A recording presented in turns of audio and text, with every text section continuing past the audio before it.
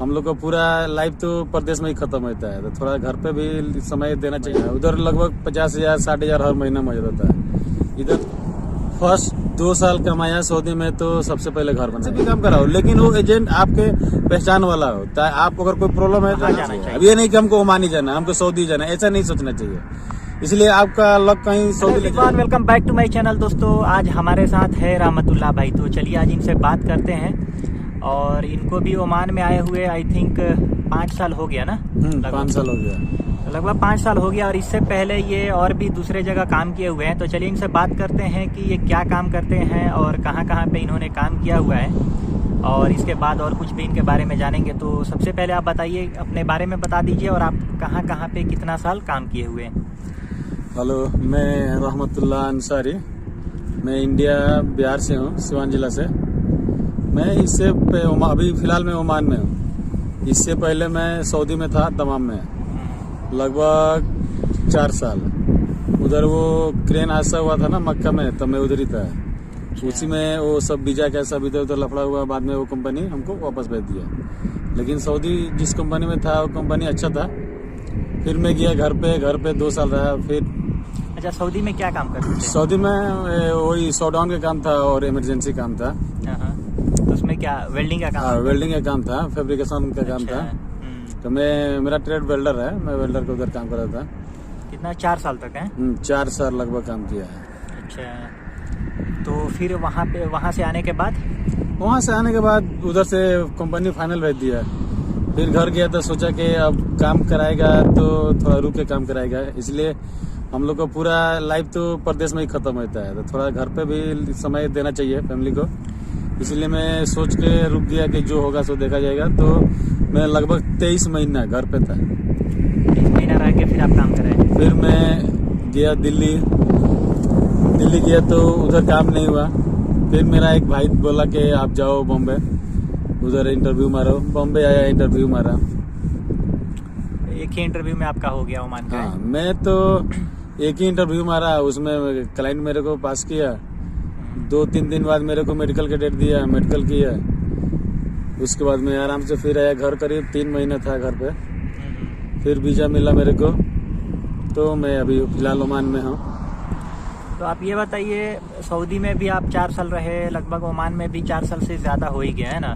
फरवरी में 5 साल हो जाएगा, इसी फरवरी में 5 साल कंप्लीट हो जाएगा। तो ये बताइए, दोनों जगह में पैसा ज्यादा आप कहाँ पे मतलब कमाए, सऊदी में कि ओमान में? सऊदी में दबा के हैं। सऊदी में 8 घंटा ड्यूटी था और उधर डेली 4 घंटा ओवर टाइम था। अच्छा, इसलिए उधर काम था इमरजेंसी और शॉट डाउन। तो इमरजेंसी के मतलब उसको तुरंत करना है, तो कॉन्ट्रैक्ट के हिसाब से मिलता था, इतना काम खत्म करो इतना दिहाड़ी मिल जाएगा। अच्छा, मतलब वो लोग दे देता था कि इतना काम तुम खत्म कर दो, इतना घंटा मिल जाएगा। अब आप उसको 2 घंटा में कीजिए या पूरा दिन में कीजिए? अच्छा, तो उधर ज्यादा पैसा कमाया है। उधर लगभग 50,000 60,000 हर महीना मौजूद होता है। इधर तो मुश्किल है उतना होना। इधर होता है, बाई चांस होता है, जैसे हम लोग का कंपनी पीडीओ में भेजता है तो उधर हो जाता है, लेकिन इधर वर्कशॉप में नहीं होता है। इसलिए वर्कशॉप में तो काम है ना है वो मुश्किल नहीं है, वो खाली परसेंट बाई चांस कभी ओवर टाइम मिलता है। अच्छा, तो ये बताइए, जैसे आप मतलब गल्फ में क्यों गए? जैसे सऊदी के लिए आप अप्लाई किए थे उसी टाइम में, तो इंडिया में आप क्यों नहीं जॉब किए? इंडिया में जॉब नहीं किया कि इंडिया में 10 दिन काम है तो 2 महीना बैठना है। उसके बाद तो 10 दिन का पैसा मिलेगा नहीं मिलेगा कोई गारंटी नहीं है। इसलिए वो ठेकेदार काम कराएगा, बाद में वो मोबाइल नंबर ऐसे बंद करके वो भाग जाएगा। तो उधर पैसा नहीं मिलता है। और उधर एक दिन ड्यूटी है तो एक दिन छुट्टी है, तो उधर पैसा सेव नहीं होता है। गल्फ में क्या है, आपको डेली काम करना है, तो इधर थोड़ा करके ये पैसा इधर के सेव हो जाता है। बस यही है, इसीलिए बस इधर आया, और कोई बात नहीं है। अच्छा कंपनी अगर इंडिया मिल जाएगा तो आने का जरूरत नहीं है। अच्छा कंपनी मिला था मेरे को इंडिया में, लेकिन उधर रेगुलर काम नहीं मिला। 3 महीना बाद में मेरे को उधर से छोड़ना पड़ा, नहीं तो मेरा उधर 22,000 23,000 हर महीना हो जाता था। लेकिन 3-3.5 महीने के बाद फिर काम खत्म। वो बोलता है कि अभी 2-3 महीने के बाद काम मिलेगा। अब 2-3 महीना इंतजार करो, फिर वही हो गया 8-10 हजार रुपये महीना वाला। तो इसीलिए आदमी सोचता है कि चलो 2 रुपया नरम गरम विदेशी अच्छा है। तो चलिए अब ये बताइए कि सऊदी और ओमान में दोनों जगह में डिफरेंस क्या है? मतलब वहाँ पे आपको मजा आता था, यहाँ पे अच्छा लगता है, इसके बारे में बताइए।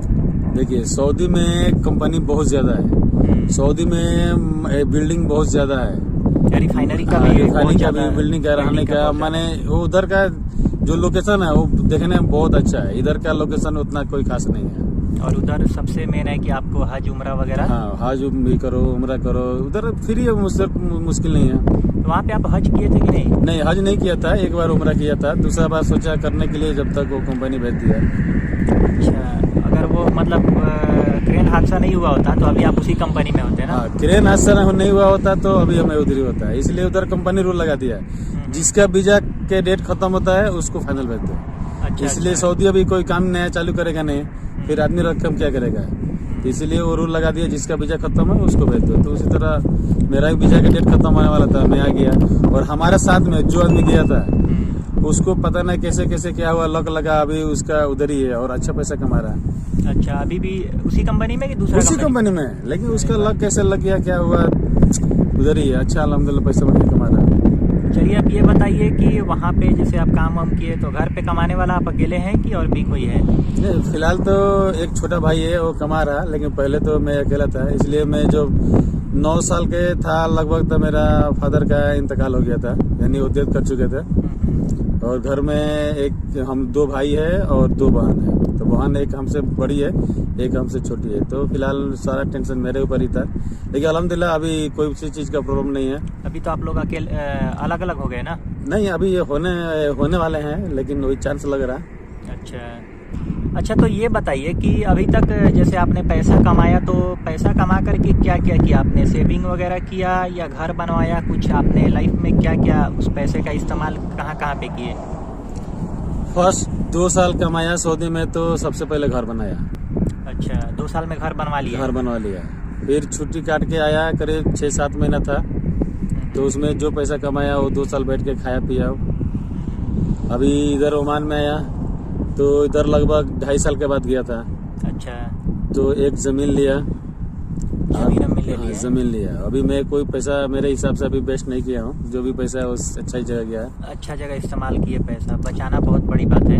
अभी 1.5 साल हो गया, अभी सोच रहा हूँ फिर घर जाने के लिए, तो देखेंगे, कुछ करने का विचार है, होगा तो होगा, नहीं होगा तो फिर इधर आना पड़ेगा। तो मतलब आजकल के टाइम में पैसा कमाना कोई बड़ी बात नहीं है, लेकिन पैसा बचाना सबसे बड़ी बात है ना? सबसे बड़ी बात है। अभी आप घर पे कमा के 50,000 रुपये महीना भेजो तो वो लोग को कमी रहेगा, लेकिन आप पैसा कमाओ और भेजो, लेकिन उसको खर्चा करने का थोड़ा हिसाब किताब बनाओ कि खर्चा इस हिसाब से हो कि पैसा सेव हो। जब पैसा जैसे सेव करने का जिम्मेदारी किसका है? फैमिली लोग का है। अब हम लोग काम है पैसा कमाना, कमा के भेज देना। फैमिली लोग कैसे सेव करेगा नहीं करेगा वो तो उन लोग के ऊपर है ना। वैसे महंगाई भी ज्यादा हो गया है ना, इसीलिए महंगाई तो हर चीज का दाम 6 साल में सब चीज का दाम डबल हो गया है। मुश्किल नहीं, जो होगा सो होगा, जो अच्छा चल रहा है अच्छा चल रहा है। अच्छा, कंपनी के बारे में बताइए कि सऊदी में ज्यादा कंपनी है कि ओमान में ज्यादा कंपनी है, इसके बारे में थोड़ा बताइए। जॉब जो जैसे वेल्डर लाइन का हो गया या मैकेनिकल लाइन का, जो भी पाइपिंग का, पाइपलाइन का, जो भी रिफाइनरी का जो काम होता है, वो ज़्यादा कंपनी कहाँ पे है आपके हिसाब से, जहाँ पे वेल्डर को सैलरी भी ठीक ठाक मिलता हो? ठीक है, काम तो ओमान से ज़्यादा सऊदी में है, इसलिए उधर रिफाइनिंग हो, गैस हो, हर चीज़ का प्लांट उधर बहुत बड़ा बड़ा है। उतना इधर से ओमान में क्या है, ओमान में वही ज़्यादा वर्कशॉप टाइप का है बस।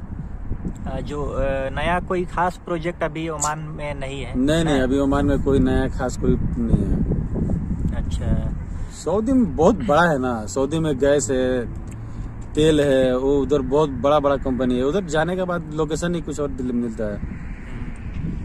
अच्छा, जो लोग नया है, जो लोग वेल्डर हैं या जो भी काम करने के लिए गल्फ कंट्रीज में आना चाहते हैं, तो उनसे आप कुछ कहना चाहेंगे?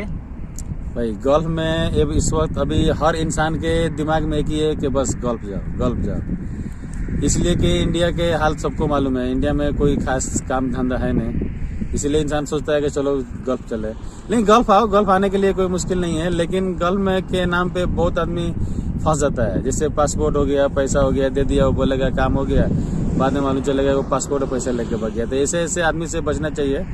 जो ऑफिस जान पहचान है, वो विश्वास वाला है, उधर से ही काम करवाओ। एजेंट से भी काम कराओ, लेकिन वो एजेंट आपके पहचान वाला हो। आप अगर कोई प्रॉब्लम है तो आप उससे निपट ले। पैसा लेना है, पासपोर्ट लेना है, वैसे नहीं, उस आदमी से काम करो। आप ऐसा आदमी से काम मत कराओ कि जो जिसको आप जानते ही नहीं है। आप उसको पैसा दे दिया, पासपोर्ट दे दिया, बाद में बोलो भाग जाएगा, फिर आप क्या करेगा? अच्छा, लोग क्या करते हैं, एजेंट से काम कराते हैं, एजेंट के बारे में नहीं जानते हैं, लेकिन वो क्या बोलते हैं कि मेरे दोस्त का जान पहचान का है, एक रिलेटिव है उसके जान पहचान का है, उस भरोसा पे एजेंट को देते हैं। और फिर बाद में जब पासपोर्ट चला जाता है, पैसा चला जाता है, तो बोलते हैं कि मेरे साथ फ्रॉड हो गया। तो हुआ ना, अभी हमारे चाचा के लड़का के साथ हुआ। हम दोनों उधर ही काम कर रहा था बेंगलुरु में। उधर एक साउथ अफ्रीका के ऑफर आया। वो लोग बोलता है कि डॉक्टरमैन का 80,000 रुपया सैलरी है, वेल्डर का 1,20,000 सैलरी है। ऐसे ऐसे सैलरी बोल करके वो लोग पूरा आदमी इंटरव्यू मारा, सबका सिलेक्शन भी हो गया। मेरा चाचा का लड़का मेरे को भी बोला, मैं बोला नहीं, इतना सैलरी वाला मेरे को अच्छा नहीं लगता, इसलिए वो लगता है भागने वाला है। तो लगभग हमारे गांव का 20-25 आदमी है, सिर्फ हमारे गांव का, और आदमी जगह का छोड़ी है। बाद में मालूम क्या चलता है कि वो सबसे किसी से 30,000, किसी से 25,000, किसी से 40,000 रुपया ऐसे सबसे लिया है। करीब कितना आदमी से लिया है? 200, 400, 500, तो अल्लाह जाने। लेकिन सबसे पैसा लिया और बाद में ऑफिस बंद हो गया। पैसा का पैसा गया, पासपोर्ट का पासपोर्ट गया। तो ऐसे ऐसे आदमी से बचना चाहिए। अगर वही एजेंट अगर पहचान वाला होता, उसका घर देखा होता, तो उससे जाके ले सकता था। लेकिन वो एजेंट तो कोई जान पहचान वाला है नहीं। सही बात है। वो भी कैसे था, जैसे आप बोले वो फ्रेंड का फ्रेंड वैसे वो भी था। तो वो फ्रेंड के फ्रेंड में वो तो बोलेगा भाई मेरे को भी ऐसे पहचान, मेरे को पैसा ऐसे भाग गया, कोई फायदा नहीं। पासपोर्ट भी गया, पैसा भी गया और समय भी गया। फिलहाल अभी घर पे घूम रहा है। तो चलिए, अब किसी ये भी बताइए आदमी से काम कराना है तो आदमी जान पहचान वाला हो, एजेंट हो चाहे ऑफिस हो, उसी से, ताकि अगर कोई प्रॉब्लम है तो आप उसे निपट लें। अच्छा, ये बताइए, अभी ज़्यादा सैलरी कौन सा कंट्री में मिल रहा है? जैसे गल्फ कंट्री में अलग अलग, जैसे कुवैत हो गया, ओमान हो गया, सऊदी हो गया। तो फिलहाल जो सैलरी का रेंज है वो तो थोड़ा डाउन ही चल रहा है। कोरोना जब से हुआ है बिल्कुल डाउन हो गया सैलरी। तो कौन सा कंट्री में ठीक ठाक मतलब सैलरी अभी मिल रहा है? सैलरी के ऊपर कुछ बोला नहीं जा सकता, इसलिए सैलरी कंपनी के ऊपर डिपेंड करता है। कंपनी कैसा है, क्या आदमी वो किस हिसाब लायक वो आदमी है, उस हिसाब से वो सैलरी लगता है ना। अब चाहे दुबई हो, ओमान हो, मस्को, तो ऐसा कुछ मान्यता नहीं है। मान लीजिए वही आदमी ओमान में आएगा 150 रियाल में आएगा, वही आदमी दुबई में जाएगा तो 1200 में जाएगा, तो फिर दुबई में कम हो गया, ओमान में ज्यादा। कोई आदमी है दुबई में जाएगा वो 1500 में जाएगा, ओमान में आएगा 120 रियाल, 110 रियाल में, है ना। वैसा कुछ नहीं है, बस कंपनी अच्छा हो, जिसका लक अच्छा है वही सब इधर आदमी आता है। नहीं तो ये बात मैं क्यों पूछ रहा हूँ कि बहुत सारे लोग हैं, वो लोग मतलब यही पूछते हैं कि मैं ओमान में कैसे आऊँ, या तो ये पूछते हैं मैं दुबई में कैसे आऊँ। ऐसा लगता है कि आप ऐसा लगता है कि मतलब आप ओमान का काम कराने का एक ही मतलब कोई अलग एजेंसी है और दुबई का अलग है। ऐसा नहीं है, गल्फ में कहीं के लिए भी इंटरव्यू आ रहा है, आप वहाँ पे दीजिए, चाहे कुवैत हो, चाहे ओमान हो, चाहे सऊदी हो, कहीं के लिए भी। आप कोई एक जगह मत चुनिए कि हमको ओमान में आना है तो कैसे आए, है ना। नहीं, वो ऑफिस अच्छा हो, आप जिधर का भी लक लगे आपको उधर लक में जाना चाहिए। अब ये नहीं कि हमको ओमान ही जाना, हमको सऊदी जाना, ऐसा नहीं सोचना चाहिए। इसलिए आपका लक कहीं सऊदी ले जाए और आप सोचते हैं हमको ओमान में जाना है, तो ऐसा सोचना गलत है। आप लक लगाइए, जिधर आपको मिलता है आप उधर जाइए, लेकिन ऐसा जगह लगाइए जहाँ आप फंसे ना, चाहे एजेंट हो या ऑफिस हो। चलिए फिर वीडियो को ख़त्म करते हैं, क्योंकि काफ़ी लंबा वीडियो हो जा रहा है। Okay, thank you. Okay, bye.